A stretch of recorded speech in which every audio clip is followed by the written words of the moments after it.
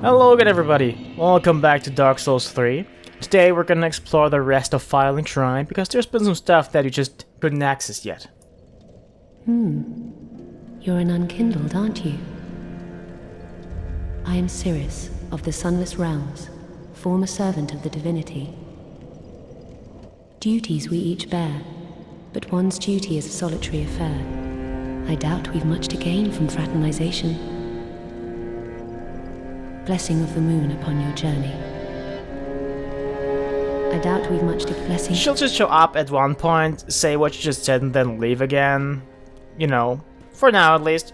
Meanwhile, this guy has a lot to say to us at this point. Ooh, yet to give in, eh? Good. The Firekeeper must be twitching with delight. But what do you really know about these Lords of Cinder, these supposed legends? Let's take Aldrich for one. A right and proper cleric. Only he developed a habit of devouring men. He ate so many that he bloated like a drowned pig, then softened into sludge. So they stuck him in the Cathedral of the Deep, and they made him a Lord of Cinder, not for virtue, but for might. Such as a lord, I suppose. But here I ask, do we have a sodding chance?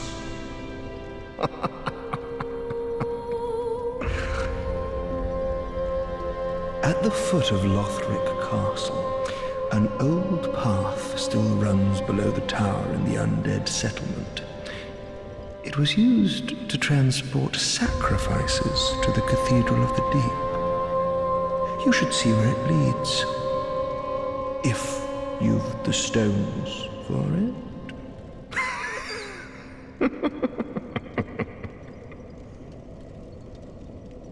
You haven't given up yet?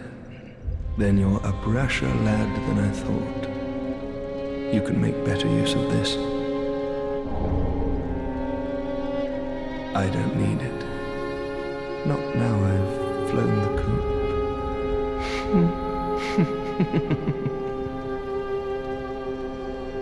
The Undead Legion of Farron is a caravan of undead, sworn by wolf's blood to contain the abyss. The Legion will bury a kingdom at the first sign of exposure. Joyous bunch, really. Gaining admission to the Legion is a matter of some ceremony. Inside their keep, snuffing out the flames of 3 altars opens the door to the wolf blood. Even accursed undead want to believe they're special, it seems.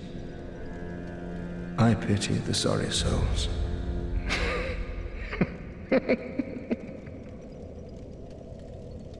Gaining it. Something wolf's blood to contain the abyss, huh? Well, there is Artorias, the Abyss Walker, and his buddy, the Great Grey Wolf Sif, so they are probably linked in some fashion. Anyway, to the meat of things. There's one item that we need to get from the handmaiden here, and it is this 20,000 souls worth key. Now, you can get this at the beginning of the game pretty much if you have enough souls, and I don't think the game actually expects you to get it right now, even though you very much will probably have enough souls at this point. But, you know, there's some signs that kind of point to it being supposed to be accessed later, but that's not gonna be apparent to us until in a few videos. Anyway, look at this gal. Now, as you already know, she will teach us miracles if we give her a Braille Divine Tome to do so. However, if you want the more or less good ending for her questline, you shouldn't really give her any tomes that seem like they might teach her dark miracles.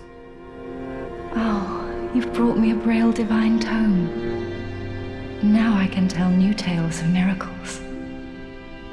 Tales of the greater miracles can be quite the epics. What fun we will have. So we're not gonna give her the Londor Tome, There's another one later that's a bit more obvious that it's gonna teach her dark miracles, but for now we'll just not give her the Londor tome. We could actually give it to her as long as you don't buy the miracles from her, she'll be fine. But for the time being, I think it's just better to not even, you know, get tempted, because I want to get the better ending to this quest. Journey, Champion of Ash. Alright, before actually, you know, continuing on, let's check up on Grey Rat, because we did send him out to, you know, look for stuff in the Undead Settlement. And from the looks of it, he's already back. Oh, hello. You've come at a good time. It took some prowling, but I finally made a score. Go on, have a gander. So now that he's back, he will sell us some basic extra weapons, and we'll probably use some of them at some point. And he also sells higher quality arrows and bolts. And maybe something else I'm forgetting right now. But yeah, the most important thing is that he now sells better weapons. Because there's quite a few that we might like the Zweihander for instance, or the S-Talk, two very great weapons. Goodbye, and stay safe. Alright, so let's actually head outside. There was this tower and the, you know, locked door, so you couldn't actually get there, but we did buy the key for 20,000 souls now, so we can just go wherever we want now, at least in Firelink Shrine. Because aside from what we're gonna see today, there's not really much more to see here.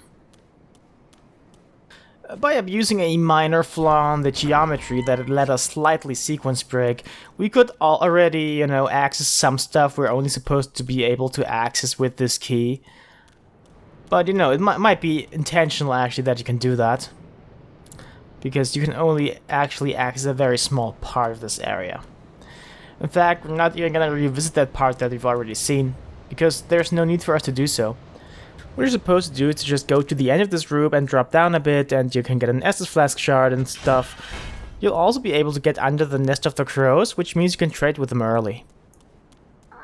Okay, so from Grey Rat we got the Curl Up gesture, which was also present in Dark Souls 1 actually, only it wasn't a gesture, you could only do it once by pressing a button in a nest, and then you got carried away to the Undead Asylum.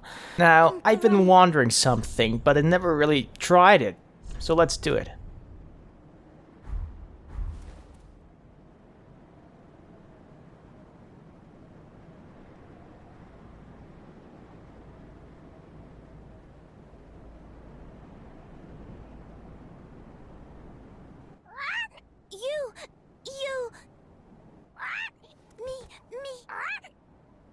Ah, I should have known, really.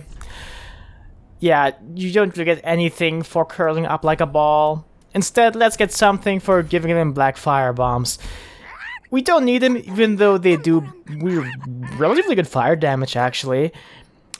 But instead, we'll just get an item that we won't be able to use for a long time, while we could actually make use of the black fire bomb immediately.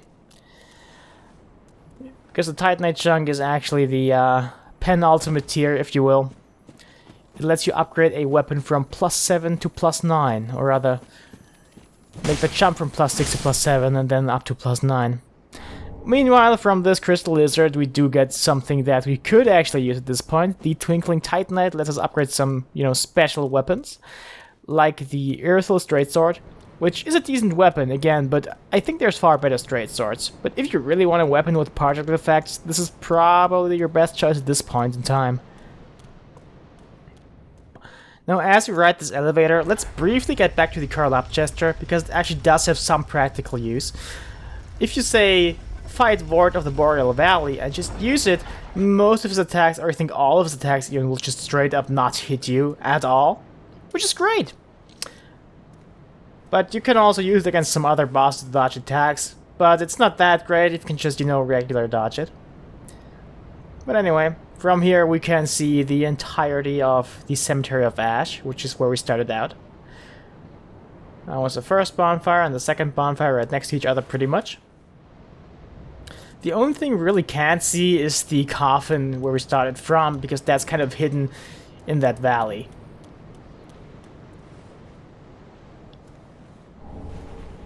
And interestingly, we get a Firekeeper soul here.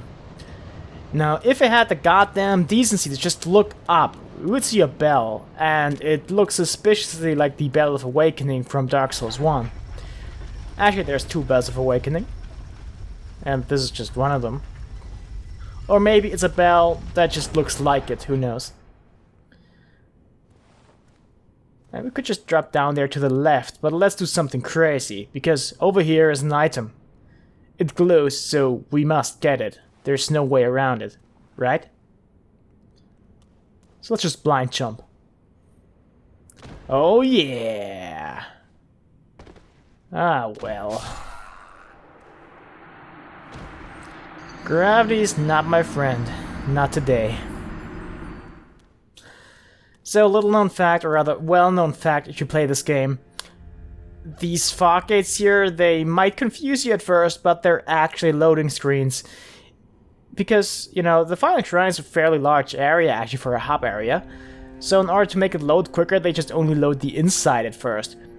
It's a nice gesture, but at this point it's kind of annoying because I just want to get back to here real quick and just die again because I'm a genius. I could have done it way better by not blind jumping again. Anyway, that waiting time at the loading screens gives you time to think. And finally, with a third blind jump, we successfully get the Firekeeper set. It looks good even on a man, even though it is traditional female clothing. And yeah, buddy, you did it. Now, if we didn't want any of that, we could have just dropped down at the other side and gotten the only thing with some practical use, the Estus Ring, which improves the power of our Estus Flask. Now that's nice, I suppose, if you don't have any other rings. And now we get a good view at all these corpses. They're all Firekeepers. Seems kind of grim to just discard them like that once they're not useful anymore. Or maybe they died or got killed for some other reason. I'm not sure. I really don't know at this point. But for now we're done here anyway. Next time we will actually see the rest of the Road of Sacrifices. Or most of it anyway. So see ya then.